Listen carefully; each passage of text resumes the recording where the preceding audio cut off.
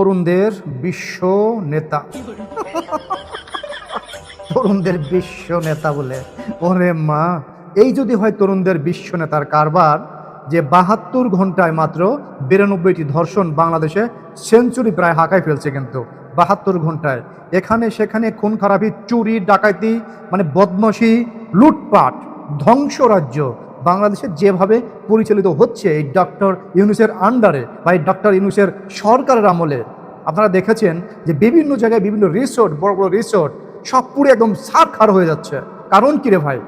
বঙ্গবন্ধু কন্যা শেখ হাসিনার আমলে তো এই ধরনের সিচুয়েশন বাংলাদেশের মানুষ কখনো দেখে নেই।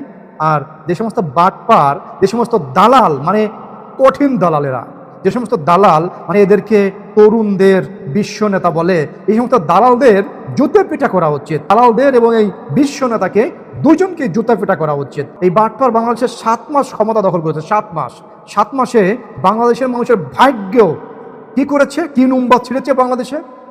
চোর ডাকাত বা দ্রব্যমূল্যের মানে যে ঊর্ধ্বগতি, সেটা কমাইতে পারছে? কোনো কিছুই কমাইতে পারে নাই। বাংলাদেশের মানুষের ভাগ্য বদল করতে পারছে? পারে নেই। যে বেলাইটা ইঁদুর মারে তার গোপ দেখলে টের পাওয়া যায়। যা হয় না বাসর রাইতে, তা হয় না আশ্বিন আর কার্তিকে।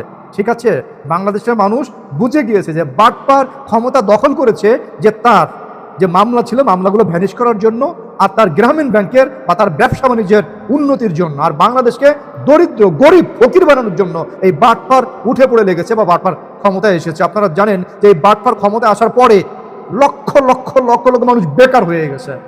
প্রায় ২০০ গার্মেন্টস, ২০০ কোম্পানি প্রায় বন্ধ হয়ে গেছে অলরেডি ২০০ কোম্পানি। এই বাটপার বলে তরুণদের বিশ্ব নেতা। যে সমস্ত দালাল এই বাটপারকে তরুণদের বিশ্ব নেতা বলে, তাদের জন্ম পরিচয় নিয়ে আমার সন্দেহ আছে।